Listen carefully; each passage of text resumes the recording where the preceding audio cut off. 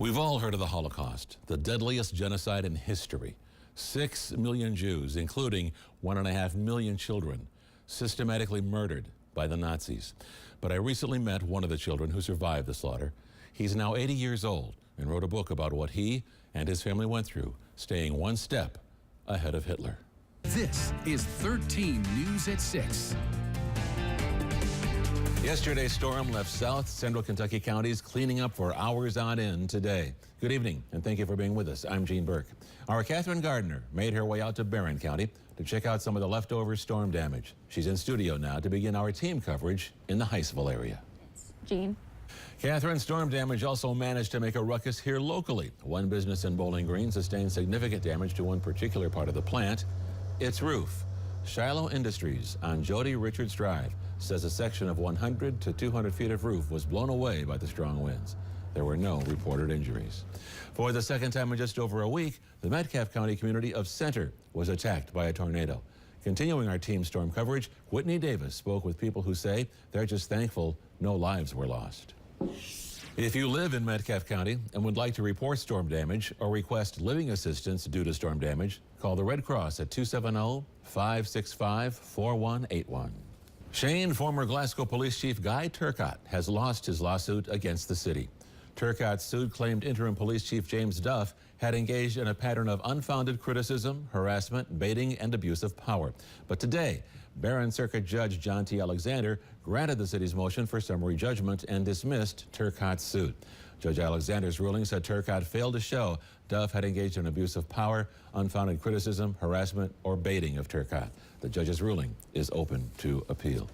Law enforcement, prosecutors, and victims advocates are gearing up for some special training sessions. According to Attorney General Andy Beshear, the sessions will focus on the backlog of sexual assault forensic evidence kits. The training sessions will take place in Lexington, April 11th through the 13th. Beshear says prosecutors have requested the training to help them prosecute cases from the backlog of rape kits, something Warren County Commonwealth Attorney Chris Coron says will be invaluable for prosecutors in Kentucky. All this week, Sky CTC has been hosting programs dealing with sexual assault, terrorism, and the FBI. And today was about cybercrimes and security. Art McFadden is the instructor, putting his more than 20 years of experience in law enforcement to good use, teaching his students what to look for when investigating cybercrimes. McFadden says cybersecurity is currently one of the fastest growing facets of internet technology.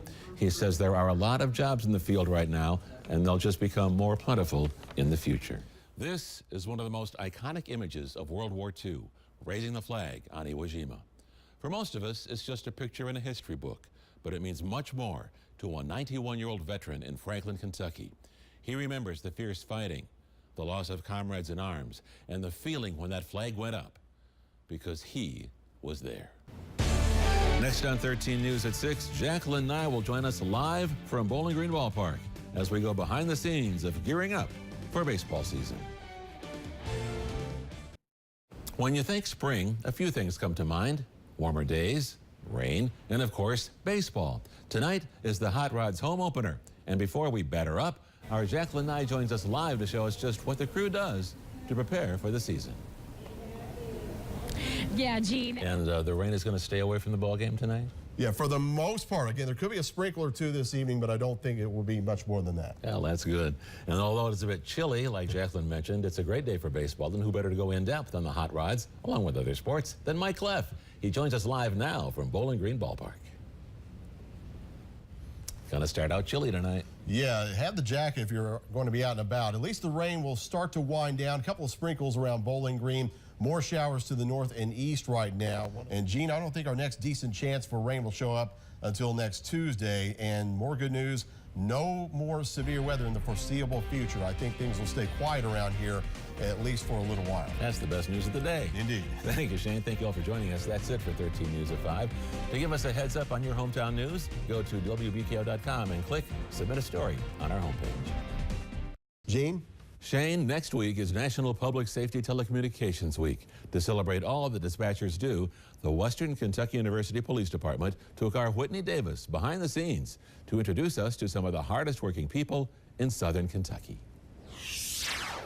Tonight, is Child Abuse Prevention Night at Bowling Green Ballpark on this Wear Blue Day statewide. Sean Bowdy is downtown as the Hot Rods get ready for their second game of the season to tell us all about tonight's event. All right, Gene. Actually, nights like tonight's really when the Hot Rods really come together to try to do something very special. Thank you, Sean. On rare occasions, people enter our lives and forever leave their mark on our hearts. In this week's Hughes and Coleman Hometown Hero, Whitney Davis introduces us to a man who is still impacting the lives of those he met years ago. The city of Russellville is currently replacing a popular sidewalk to boost safer sidewalks and walkways for students and parents. Our Catherine Gardner went to Russellville to learn more about the mission for safer sidewalks. But one thing we're not expecting around here anytime soon is severe weather. I think things are going to be relatively quiet, at least for the time being. Yeah, we would just like some fireworks at the Hot Rods ballpark. There you go. And maybe we'll get some. Yeah. At least a win. Yeah, last night was bundle up weather. Tonight, the Hot Rods playing in tonight. Shane talked about the weather will definitely be improved, but Keep the highs, Jeannie, in the 70s all the way through next Friday with lows mainly in the 50s. All right, that's going to do it for 13 News at 6. Thanks for joining us. To give us a heads up on your hometown news, go to WBCO.com and click Submit a Story on our homepage. See you at 10. Western Kentucky University is in court after filing a lawsuit against its own student-run newspaper, the College Heights Herald. Hello, everyone, and thanks for joining us. I'm Gene Burke. Whitney Davis spoke with attorneys on both sides of the courtroom today to find out exactly why this case is gaining public attention. Gene? Shane, a Glasgow manufacturer, has partnered with the Kentucky Labor Cabinet and the Barron County School District to kickstart success for nearby high schoolers. Our Catherine Gardner reports this opportunity is one more open door for Barron County youth. The Warren County School District is breaking ground on a new elementary school as we speak, and Sean Bowdy is there. What's going on, Sean?